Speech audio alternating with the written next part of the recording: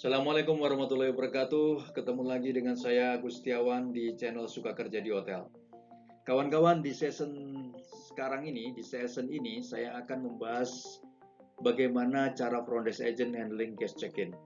Kawan-kawan, begitu pentingnya ya handling guest check-in ya. Ini akan bisa membuat first impression yang bagus kepada tamu, sehingga tamu akan merasa baru pertama datang ke hotel tersebut langsung terlayani dengan baik. Itu yang kita harapkan. Yuk kita ikuti selanjutnya.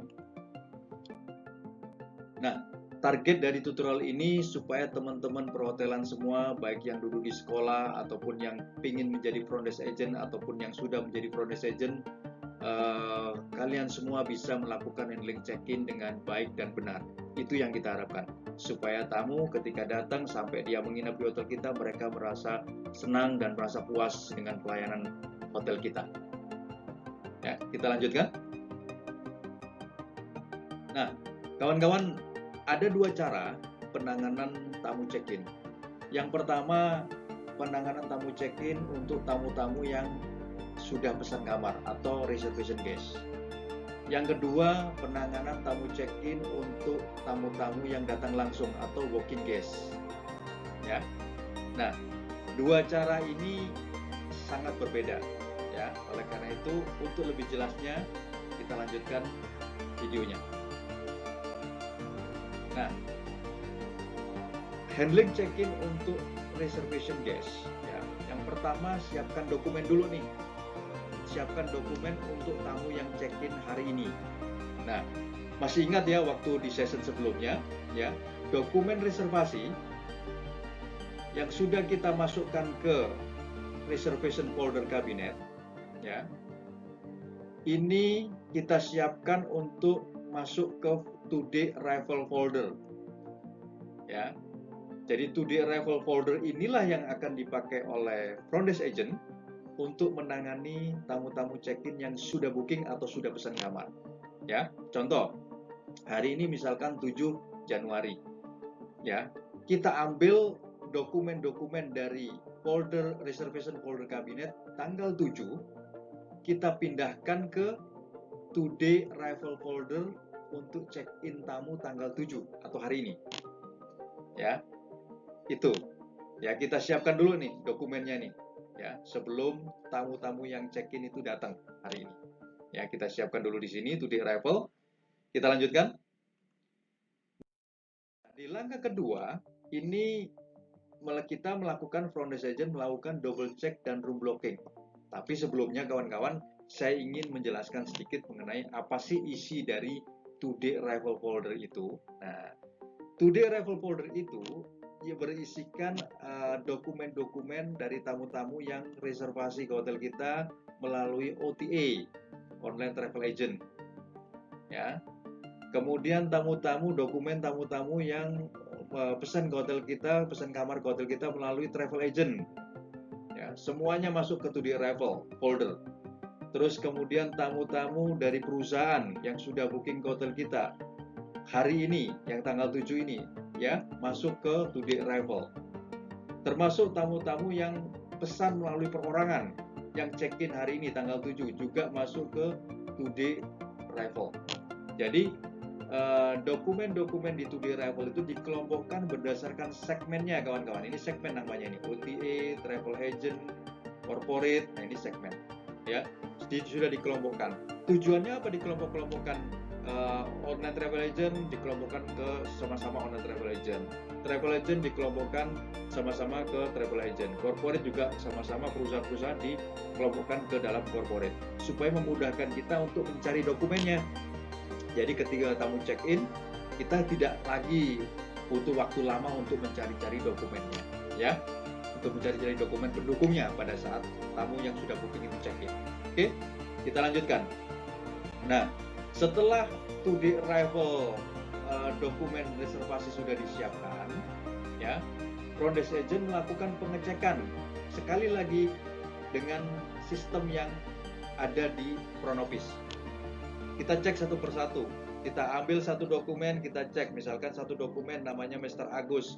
Kita cek di sistem kita, Mr. Agus, apakah bookingan beliau masih sama antara yang ada di dokumen reservasi dengan sistem. ya. Jadi di situ ada tanggalnya, tanggal check-in, tanggal check-out, harganya masih sama, apakah requestnya masih sama atau requestnya ada perubahan. Contoh, tadinya request 1 bed menjadi 2 bed. Nah, inilah untuk menyesuaikan kembali dengan request terakhirnya. Nah, yang kita pakai patokan adalah request terakhirnya ya kawan-kawan. Request terakhir. Ketika request awalnya 1 bed, kemudian terakhir requestnya 2 bed. Nah, request 2 bed itulah yang akan kita pakai sebagai patokan. Kita sesuaikan lagi dengan sistem kita. Ya. Nah, setelah double check selesai, kegiatan double check selesai antara data yang di reservation form ke data yang ada di sistem sudah selesai, kita lakukan room blocking. Room blocking ini ya sebisa mungkin kita sesuaikan dengan request dari tamu. Kan kita ingin menyenangkan tamu nih. Kita ingin melayani tamu dengan baik supaya beliau datang senang mendapatkan apa yang dia request, misalkan gitu ya. Jadi kita sesuaikan blockingannya. Misalkan saya minta kamarnya dekat lift. Nah, sesuaikan, kita carikan kamar yang dekat lift. Seperti itu. Saya minta kamarnya yang full view. Ya, ketika kita available atau ada kamar yang full view, kita blocking dia, kita blockingkan untuk tamu tersebut kamar yang full view. Ya, ini akan menambah menambah kenyamanan tamu dan kesenangan beliau tinggal di hotel kita.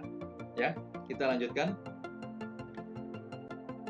Nah, di session ketiga ini ya kita akan membahas mengenai check-in proses. Nah, ini check-in prosesnya kawan-kawan. Check-in proses untuk tamu-tamu yang sudah pesan kamar. Yang pertama, ya, kita welcome tamunya. Selamat datang ya. Selamat pagi Ibu, selamat datang di Hotel A, B, C, D, F, G. Ada yang bisa kami bantu? Ya, saya mau check-in. Apakah Ibu sudah pesan kamar? Ya, sudah pesan kamar dengan atas nama siapa gitu ya. Atas namanya siapa gitu. Ketika misalkan sudah menyebutkan atas namanya, misalkan namanya Ibu Ani gitu ya. Nah, kemudian teman-teman semua langsung mengecek ke sistem atas nama Ibu Ani ada nggak? Ibu Ani, kalau misalkan bookingannya dari online travel agent ada nggak? Ternyata ada, ya. Ada bookingannya, disampaikan ke ibunya, Ibu, bookingan Ibu sudah ada di sistem kami. Ibu check-in hari ini selama berapa hari? 1 hari kah atau 2 hari? Kemudian akomodasinya kamar termasuk makan pagi, ya. Kalau misalkan beliau itu personal account, ya, atau bayar pribadi, disampaikan harganya, misalkan harganya 600.000 per malam, ya sampaikan 600.000 per malam, ya. Oke gitu ya. Setelah beliau juga kita cross check informasinya ternyata benar, kemudian dilanjut lagi dengan meminjam ID. Boleh kami pinjam ID-nya Ibu? Nah, normalnya biasanya memang di reservasi form atau reservation data itu belum komplit kawan-kawan. Data baru dikomplitin ketika tamu itu tiba di hotel kita. Jadi seperti alamat ya, itu kita akan lengkapin ketika tamu datang di hotel kita. Nah, ketika ID sudah kita pinjam, langsung input alamatnya ke sistem. Ya. Setelah data semua sudah terupdate di sistem, ya, kita print. Ini registration form bentuknya seperti ini. Kita print registration formnya. Di sini sudah tertulis nama beliau, alamat beliau, kemudian tanggal check-in, tanggal check-out, harganya juga sudah ada di sini. Kemudian term and condition-nya juga sudah ada di sini. Kita print registration form-nya. Sementara kita ngeprint registration form-nya, ID ini kita scan, ya. Di front office itu sudah ada mesin scan yang sudah disiapkan untuk men-scan ID dari tamu, ya. Setelah kita scan, ya, registrasi juga sudah di print. Kita sodorkan registrasi kepada tamu. Bapak Ibu mohon ditandatangani registration form ini, sekaligus mohon diisikan nomor HP yang masih aktif, ya, dan sekaligus kita kembalikan juga ID-nya, ya. Nah, proses yang kedua ini sudah selesai, tamu sudah tanda tangan registration form, ya. Kemudian yang proses selanjutnya adalah pastikan pembayaran dilakukan. Nah, pastikan pembayaran dilakukan. Nah, ketika tamu tersebut tadi misalkan pembayaran dilakukan oleh personal account, ya, kita pastikan Bapak Ibu untuk pembayarannya apakah Bapak akan melakukan menggunakan kredit card atau cash. Ya. Ketika beliau menggunakan kredit cardnya akan kita card verify atau pengeblokan kartu di mesin kredit card. Ya, ketika beliau menggunakan cash, ya, kita akan terima dalam bentuk cash dan selalu kita buatkan yang namanya deposit receipt atau tanda terima, ya. Nah, setelah pembayaran ini sudah selesai dilakukan, ya, berlanjut ke penyerahan kunci kamar. Jadi front desk membuatkan kunci kamar. Nah, pada saat menyerahkan kunci kamar itu dibarengin dengan tanda terima deposit tadi. Misalkan beliau kamarnya, harga kamarnya 600.000, depositnya setengah dari harga kamar, berarti 300.000, sehingga total depositnya yang sudah diberikan kepada hotel adalah 900.000. Nah, 900.000 itu kita buatkan tanda terima. Tanda terima itu kita lampirkan juga pada saat kita menyerahkan kunci kamar. Jadi ada 3 nih, pada saat penyerahan kunci kamar itu ada 3 hal yang diserahkan. Yang pertama kunci kartu kamar, yang kedua adalah dokumen cash receipt atau deposit receipt, tanda terima. Yang ketiga, kalau sistem breakfast di hotel itu menggunakan voucher, ya kita sertakan di situ breakfast vouchernya, ya. Nah, pada saat penyerahan kunci kamar ini, ya kawan-kawan, yang perlu diperhatikan adalah kita harus menjaga privasi tamu juga.